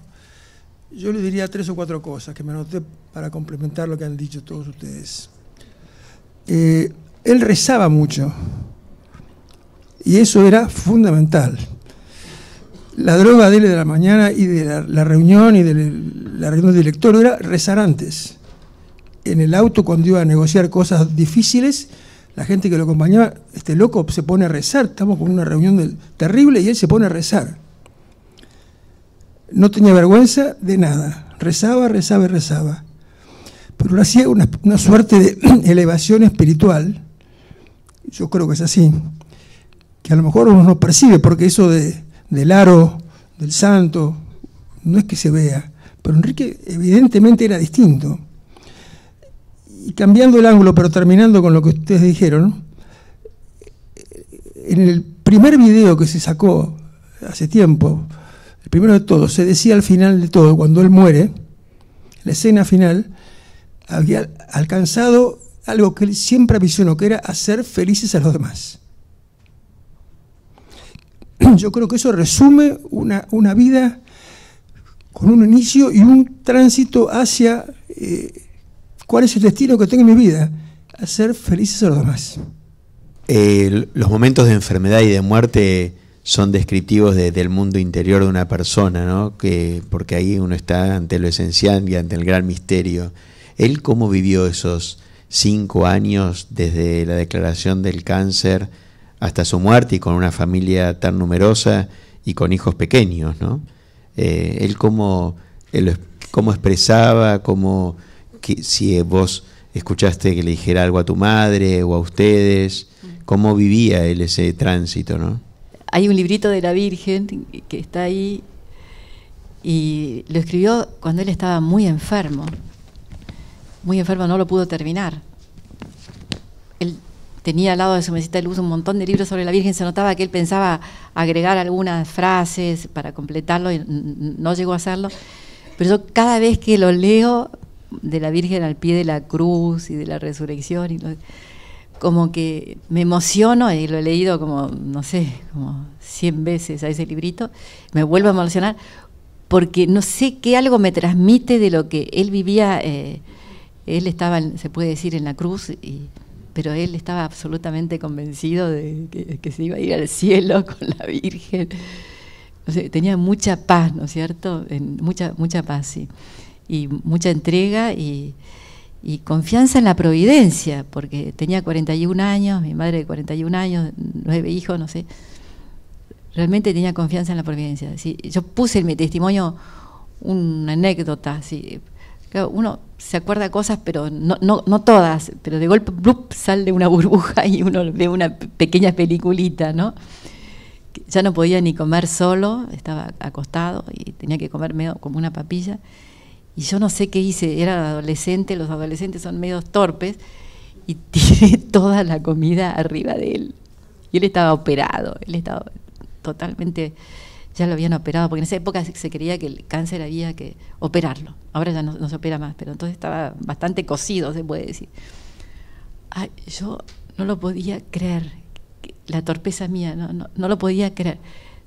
No lo podía creer porque era toda una cosa, un engrudo, ¿no? Una cosa horrible. Y él hizo un gesto como de impaciencia, porque había que después limpiarlo, ¿no? Un pequeño gesto. Bueno, toda la ceremonia de cambiar las sábanas, todo el desastre, qué sé yo, y yo, pero espantada de mi torpeza, se podía decir, y de todo el desastre, no sé, me sentía muy mal, se podía decir, ¿no? Y él, cuando ya se fue, se cambió todo, se arregló todo, estaba ahí tranquilo y me dijo,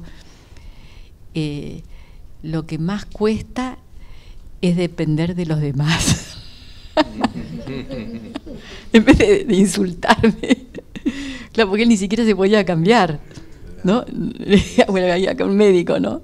Él estaba incómodo de haber tenido que incomodar a todos los demás, no sé qué. O sea, en vez de estar enojado conmigo, estaba él pensando que le costaba a él,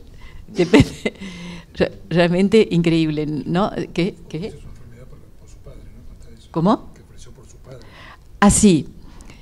Él realmente se puede decir que no era de un ambiente muy piadoso, que digamos, y nosotros convivíamos con todos nuestros familiares que no eran muy piadosos, que digamos. Por ejemplo, mi abuelo materno vivía en el 4º piso y nosotros en el 3º, y había una escalera que, bueno, después se corrió la escalera.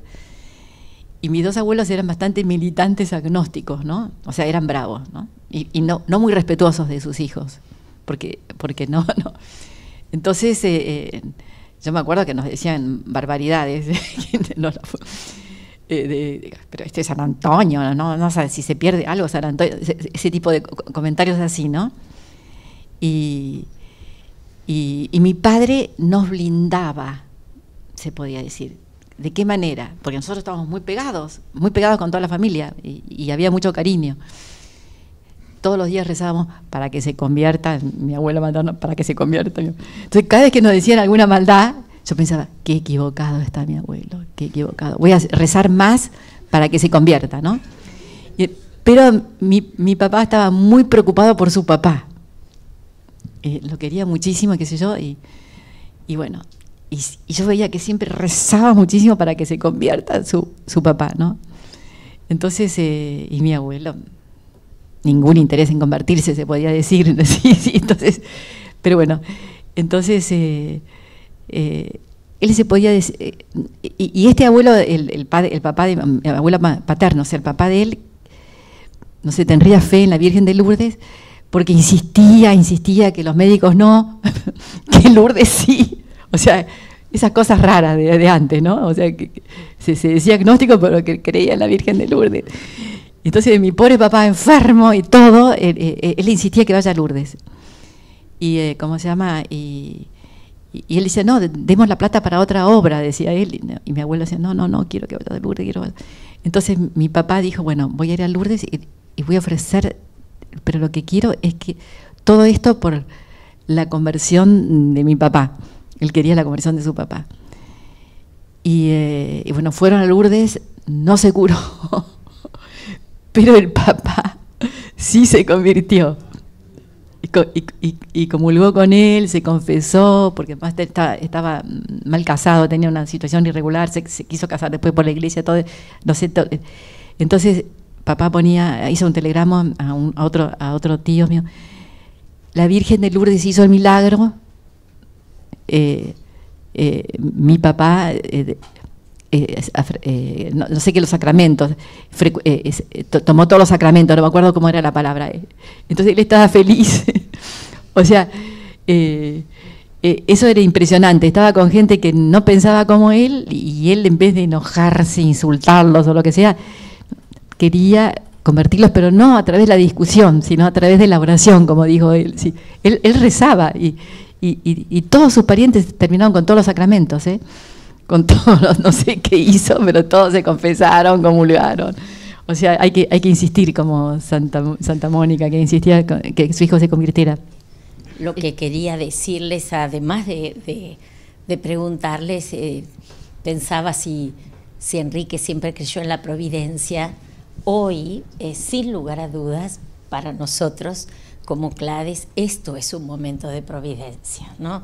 En este momento de dolor del país y con la tarea que hemos elegido de ofrecer a nuestra sociedad la luz de la doctrina social de la Iglesia, este momento histórico que prepara un momento, sin lugar a dudas, ciudadano tan importante como el que vamos a vivir, la presencia, me permito decir la presencia de Enrique a través de ustedes entre nosotros, es un aliciente y ojalá lo podamos expresar así como una esperanza.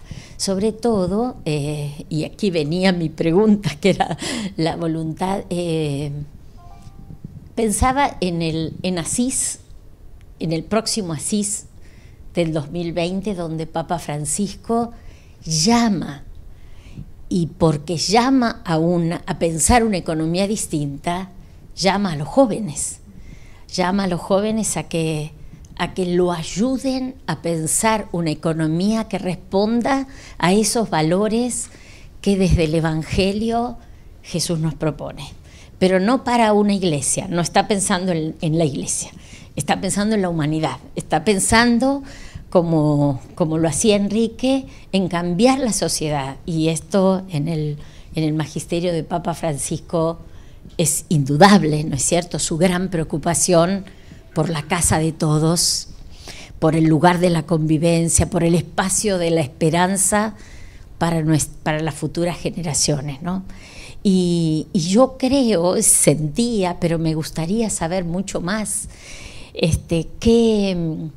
¿por qué esta visión? Enrique pudo haber vivido de los bienes que, me permito decir, una lógica capitalista le permitiría disfrutar. Y sin embargo, él hizo opciones muy diferentes, ¿no? Que no era el alejarse de los bienes, sino el utilizarlos de otro modo. Y me parece que lo necesitamos como argentinos. Necesitamos pensarnos y pensar nuestra vida. Yo también soy esposa de un empresario y siento que el inmenso desafío es convivir con los bienes pensándolos de otra manera, ¿no? Y si ustedes nos quisieran ofrecer algo en este sentido, me parece que nos puede ayudar mucho a estar a la altura de lo que Papa Francisco, llamando a los jóvenes, está esperando.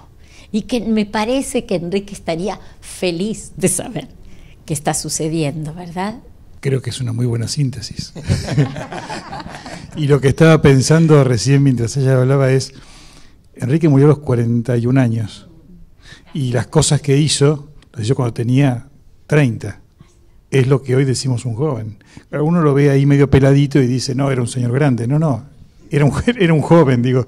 Es una inspiración para los jóvenes también, ¿no? Así que ahí está la respuesta a lo que el Papa está buscando.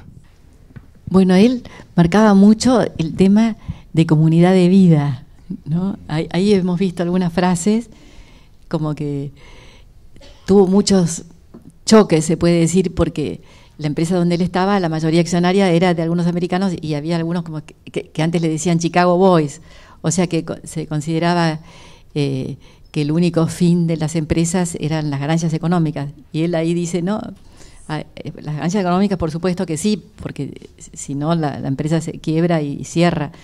Pero también hay otras cosas que también valen mucho, que es el tema que lo marcaba mucho Carlos Custer, que fue embajador argentino ante el Vaticano, que él decía que era una comunidad de vida.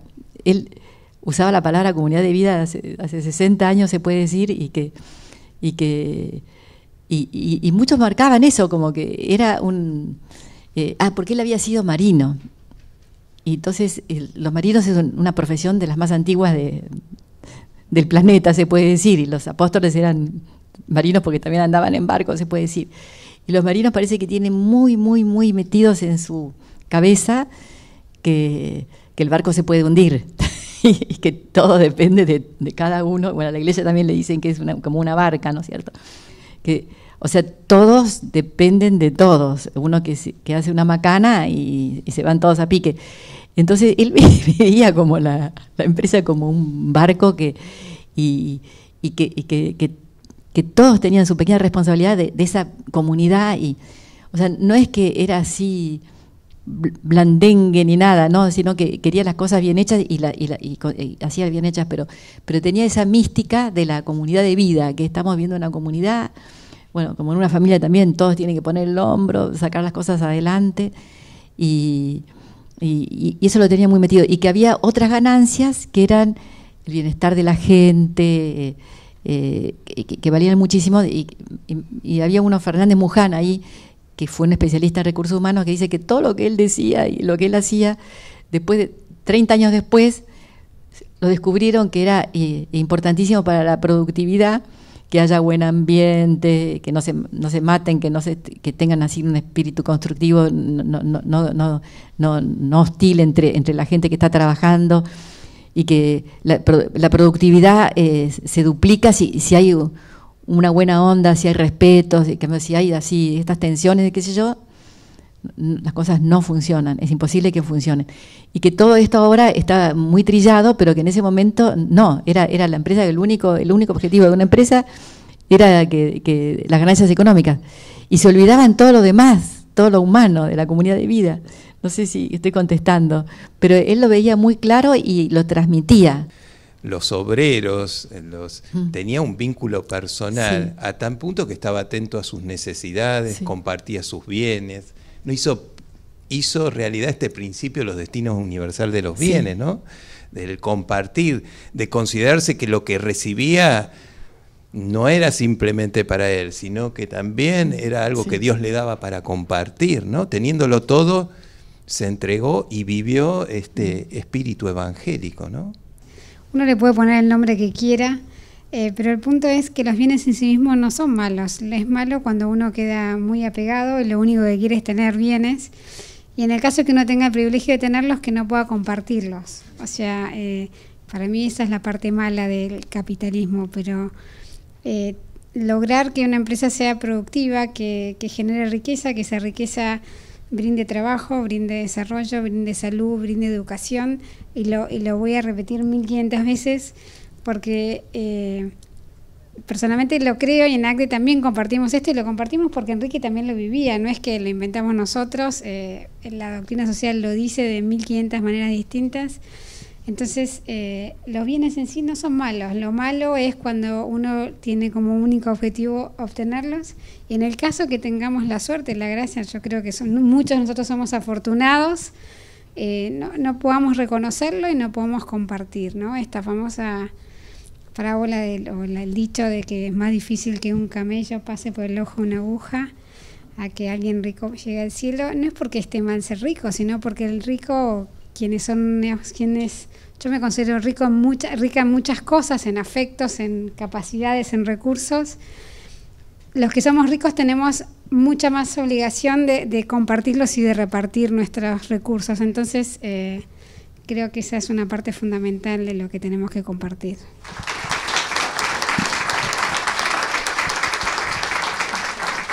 Bueno, muchas gracias a los cuatro por traernos la persona de Enrique, poder compartir en esta tarde de hoy y que podamos, los que estamos aquí presentes, quizás llevarnos esa sonrisa que está ahí en el póster y ir, bueno, predicando en nuestro metro cuadrado, tanto de la familia como del trabajo cotidiano.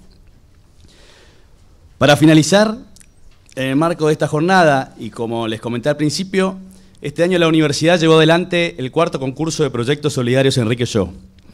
Nos pareció importante aprovechar este momento para premiar a los 2 proyectos ganadores denominados Hogares Solares y Huertas de Todos. Ambos proyectos fueron presentados por alumnos de la Universidad de la sede de Rosario. Hogares Solares consiste en la construcción de termotanques sustentables que funcionan a base de energía solar, utilizando principalmente material reciclado. como botellas de PET, latas de aluminio, tetrabric, entre otros, que representan el 70% del producto final que elaboran. Busca brindar una solución a la imposibilidad de acceder a servicios públicos como el gas que dificultan mejores condiciones de vida. La materialización de esta idea se está realizando con la participación de los alumnos de la Escuela de Educación Técnica Particular de San Francisquito de la ciudad de Rosario, quienes están aprendiendo la técnica para luego expandirla en el barrio. Este barrio San Francisquito es uno de los barrios, es el barrio que la sede de Rosario está trabajando como parte del proyecto de compromiso social de la universidad. El otro proyecto ganador fue Huerta de Todos, un derecho individual de responsabilidad colectiva. El objetivo es promover la producción de alimentos agroecológicos por parte de los adultos mayores de este barrio San Francisquito, para que puedan descubrir en el armado de una huerta comunitaria y en la agricultura urbana una mejora en su nutrición económica. Asimismo, se espera generar un espacio de encuentro donde podrán vincularse con el cuidado de la casa común, con sus pares y obtener beneficios tanto para su salud física como cognitiva. El espacio para el desarrollo de la huerta se llama Casa de Todos. Invitamos ahora a Victoria Guasone y a Sara Sacnún por Huerta de Todos, y a Milton Tabuso y a Cecilia Coaglino por Hogares Solares, para que nos cuenten brevemente en qué estado está cada uno de los proyectos, a ver si podemos hacer la entrega de los premios correspondientes. La verdad que estamos muy agradecidos por todo lo que ha sucedido en este año, en este gran concurso que participamos y que lo pudimos concretar. A ver, para contextualizar un poco lo que ya estuvieron comentando recién, nosotros aquí somos dos personas, pero en realidad es un grupo de 15 chicos que en realidad somos del mismo curso. Nosotros estamos estudiando la carrera de Ingeniería Ambiental, estamos en el último año, en el 5º año, y la verdad es que este proyecto revolucionó el campus Rosario debido a la repercusión. Digo, ¿no? Nuestro entorno cercano se ha masivizado la propuesta. La verdad que nosotros estamos muy contentos de cómo fue sucediendo todo. Un poco cómo surgió, en qué etapa estamos y hacia dónde vamos. Esto surgió, cuando conocimos la propuesta, nosotros ya estábamos pensando, si bien no conocíamos el concurso, cuando lo supimos, nos metimos de lleno, para la construcción de estos termotanques solares a base del 70% de los materiales reciclados. Al principio, como una importancia ambiental, ¿no? de poder reutilizar estos materiales.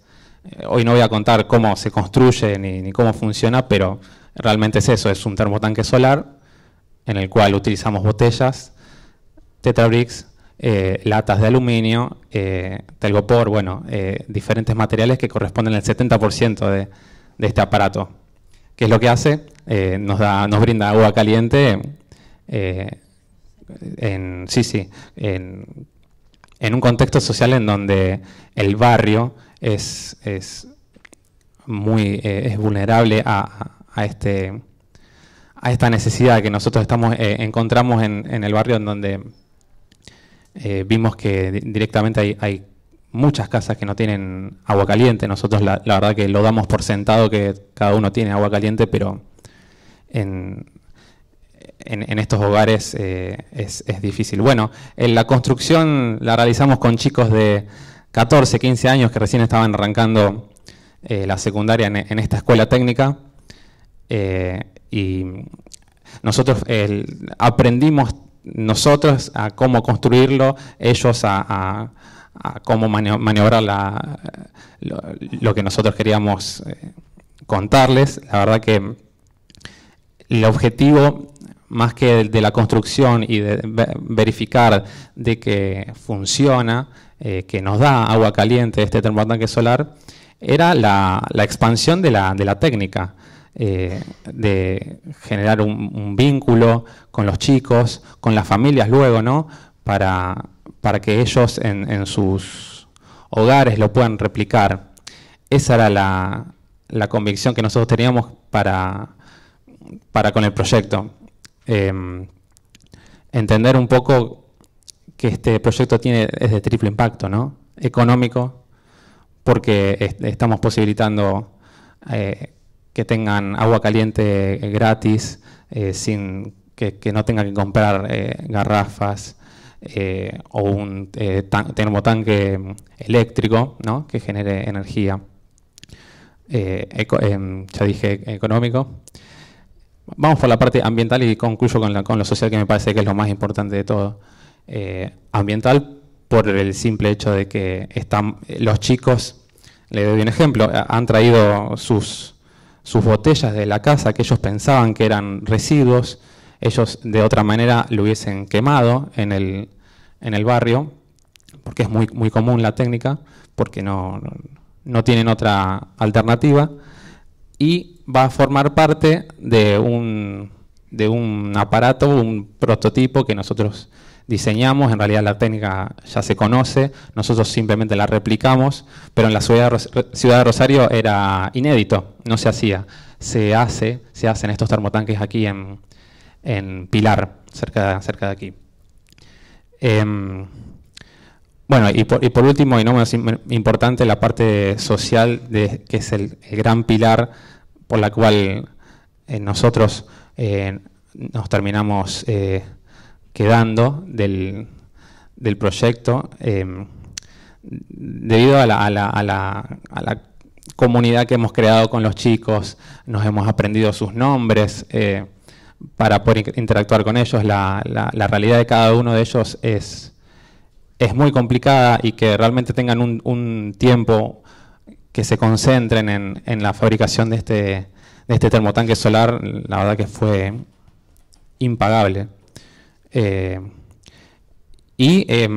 gustaría hacer una reflexión sobre lo que hablábamos hoy, sobre el cuidado de la casa común, lo que decía el Papa Francisco. Sí, si se me permite, creo que es importante, como estudiantes de Ingeniería Ambiental y de esta casa de estudios, entender nuestra responsabilidad, así como lo dice la encíclica del Laudato Si, el cuidado de la casa común. Nosotros acá estamos hablando de un proyecto de triple impacto, y es importante al concepto de la justicia social incluirle hoy en día la justicia climática.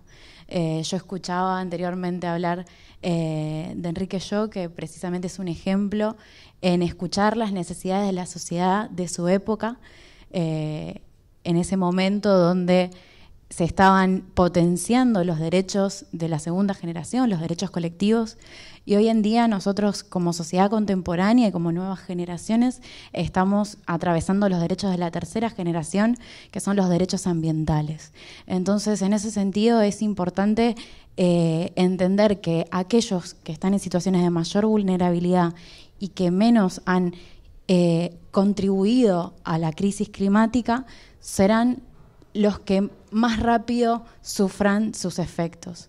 Entonces, la cuestión ambiental indefectiblemente es una cuestión social. Nosotros como futuros ingenieros ambientales queremos poder apropiarnos de este concepto y ejercer nuestra profesión desde un lugar de ética y de compromiso social. Nosotros somos del proyecto Huerta de Todos, como dijo Milton, somos todos compañeros, así que también encontramos en estos proyectos el placer de poder compartir juntos una experiencia como curso, de participar en proyectos en el mismo barrio y, bueno, intercambiando saberes y experiencias, así que eso fue muy gratificante y, bueno, y también agradecer a todos nuestros compañeros que hoy no pudieron asistir, pero somos un equipo de casi 30 personas entre los dos grupos. Con respecto al proyecto Huerta de Todos, surgió como la idea de trabajar esto de lo que es la agricultura urbana, la importancia de una alimentación saludable, libre de agroquímicos, en espacios reducidos, y la verdad es que nos encontramos con un desafío muy grande, teniendo en cuenta que uno cuando viene del ámbito académico por ahí cree que el proyecto tiene muchas expectativas y es súper riguroso, muy técnico, ciertas cuestiones, y uno se da cuenta que lo tiene que adaptar a las necesidades de un barrio, que tiene sus características, con sus diferentes características del barrio y del grupo etario, con distintas necesidades. Entonces eso fue el primer desafío, cómo vincularnos con la gente del barrio, porque la idea es que este proyecto sea del barrio. Era una huerta comunitaria que, si bien nosotros íbamos a dejar armada y acondicionada para que ellos puedan hacer uso de las verduras, para mejorar, como decían hoy Juan Cruz, y mejorar su economía, su nutrición, también que sea un proyecto para ellos, que se sientan parte del mismo. Y la verdad que fue un desafío muy grande, porque nos encontramos con algunas dificultades del terreno, tuvimos que hacer todo un recondicionamiento que no teníamos en cuenta, pero nos pusimos como el desafío de trabajarlo en equipo, y sobre todo vinculando a la gente del barrio, haciéndose partícipe. Y ahí fue cuando nos dimos cuenta que las personas se sumaban de esa manera, invitándolos desde el principio, no dejándole la huerta ya armada, diciéndoles, bueno, esto es de ustedes, sino que es un proceso colectivo y con el barrio, y eso fue fundamental. Así que bueno, ahora estamos con la etapa de la implementación de la huerta. La idea es también trabajar con materiales reutilizados para delimitar los canteros, y también les quisimos sumar esta mirada de incorporar a las empresas del barrio, así que nos propusimos contactar a algunos empresarios para pedirles que nos donen los pallets y ciertos materiales para trabajar con esta idea de que sean materiales reutilizados, y a su vez también fortalecer los vínculos con el sector empresarial en el barrio, que es sumamente importante, y más que con la facultad también forman parte de un equipo intersectorial que busca esto.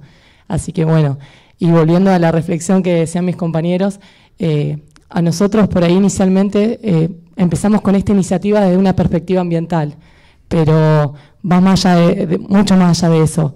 Es una cuestión social, en el sentido de que realmente estamos convencidos que no hay una conciencia ambiental si no va acompañada de una justicia social, porque hoy no se habla de crisis ambientales, sino de crisis socioambientales, y los que más se ven afectados son los más vulnerables. Hoy hablamos de grupos de personas que no acceden a una alimentación saludable o que no cuentan con agua caliente para poder bañarse, y estamos hablando de una distancia de 10 cuadras de la facultad. Y nosotros decimos, de este lado de por ahí Avenida Pellegrini, todos tenemos agua caliente, todos tenemos gas, todos tenemos una gestión de residuos por ahí, ¿dónde disponer los residuos? A 10 cuadras de la facultad ya no. Encontrar otra situación, otro mundo, entonces uno no puede pretender venir con sus ideas, ideas académicas a vallazar el lugar, sino que tiene que respetar el lugar, entender y ver que las problemáticas locales y globales afectan personas, no son solo números y estadísticas. Así que bueno, muchas gracias a todos por estar acá, gracias Sara, y un agradecimiento a todos los chicos que formamos este equipo, y bueno, y al equipo de Compromiso Social por este premio. Muchas gracias a los cuatro. También me sumo a agradecer a los docentes que los acompañan, ¿no? Porque también forman un equipo académico, que es un poco la propuesta de la universidad, ¿no? En sus distintas facultades, generar este tipo de proyectos como parte formativa de sus alumnos. Y me parece que es un lindo cierre para la jornada de Enrique Yo, ¿no? Me parece que fue así, que felicitaciones a los cuatro y a los 20 y pico y 30 que están atrás. La verdad es que no queremos que esto quede en lo que hicimos este año y ya. La verdad es que nosotros, si bien estamos en el último año de la carrera, queremos apuntar a que los chicos de cuarto o tercer año se sumen a estas iniciativas como parte de una propuesta de cátedra, ¿no? Porque esto surgió ¿no? con este contexto tan